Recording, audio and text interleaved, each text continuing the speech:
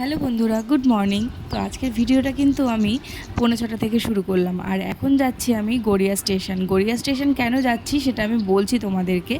আর কারা কারা যাচ্ছি সেটাও দেখে নাও। আমি, শ্রেয়ান আর পাপড়ি যাচ্ছি, আর বাবু কিন্তু যাচ্ছে আমাদেরকে এগাতে। আমরা গড়িয়া স্টেশন যাচ্ছি যেহেতু আজকে চলে যাচ্ছি চাকদা। এতদিন মানে এক সপ্তাহ মতন আমি কলকাতায় ছিলাম এই বাড়িতে, তো এখন যাচ্ছি চাকদায়। আর দেখো বলতে বলতে কিন্তু গড়িয়া স্টেশনও চলে আসলাম। আর আজকে কিন্তু আমি সকালেই বেরিয়েছি, মানে আমি না, আমরা সকালে বেরিয়েছি, কারণ যা গরম পড়েছে আর রোদের যা তাপ, এত রোদের মধ্যে যদি বেলা করে বেরোই একদম মরে যাব। তো ওই জন্য আমরা সকাল বেরোনোর প্ল্যানটাই করলাম। আর বাবু কিন্তু আমাদেরকে দিতে এসছে, ট্রেনে তুলে দিয়ে বাবু আবার বেরিয়ে যাবে। তো দেখো এখানে কিন্তু আমরা তোমাদের সঙ্গে কথা বলতে বলতে চলে আসলাম শিয়ালদা স্টেশনে। আর শিয়ালদা স্টেশনের পাখাটা দেখলে তো কত বড়। এই পাখাটা না, আমি যখনই শিয়ালদা স্টেশনে আসি না কেন, আমি এই পাখাটা ভীষণ ভালো লাগে আমার। আর আমি এই পাখাটার দিকে কিছুক্ষণ তাকিয়ে থাকি। আর দেখো শিয়ালদা স্টেশনটা কিন্তু বড় করে দেখা যাচ্ছে। তো আমরা এখন চলে যাচ্ছি ট্রেনের কাছে। আর আমরা ট্রেন ধরেছিলাম শান্তিপুর লোকাল।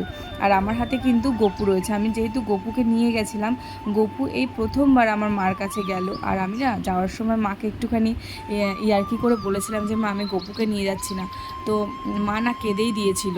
আর তারপর কিন্তু মাকে আমি সত্যি কথাটাই বলে দিয়েছিলাম যে না মা, আমি গোপুসোনাকে নিয়ে যাচ্ছি। তো আমরা কিন্তু ট্রেনে উঠে গেছি। আর বাড়ি থেকে না একটু লস্যি বানিয়ে নিয়ে এসেছিলাম। যা গরম পড়েছে, এই গরমে লস্যি খাওয়া ছাড়া আর কোনো কাজ নেই। তো আমরা ওই জন্য বাড়ি থেকে একটু লস্যি বানিয়ে নিয়ে এসেছিলাম, আর সবাই মিলে একটুখানি বসে বসে খেয়ে নিলাম। আর দেখো ট্রেন কিন্তু ছেড়ে দিয়েছে, আর কিছুক্ষণের মধ্যে আমরা পৌঁছে যাব চাকদা। কিছুক্ষণ বলতে তাও 1.5 ঘন্টা মতন লাগবে।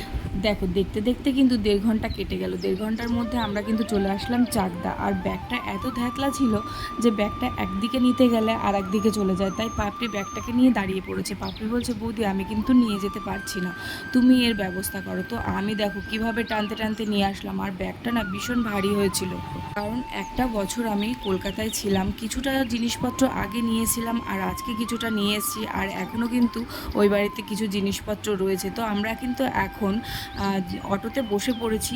আর অটোটাও কিছুক্ষণের মধ্যে ছেড়ে দেবে। তাই অটোটাতে বসে খুব খিদে পেয়ে গেছিলো, তাই কি করব, একটু জল খাচ্ছি। আর সাথে আমরা বাড়ির থেকে নিয়ে এসেছিলাম শসা, কলা, ওগুলোই বসে খাচ্ছি। তো অটো কিন্তু ছেড়ে দিয়েছে, আর আমরা এখন বাড়ির দিকে যাচ্ছি। তো টাটা।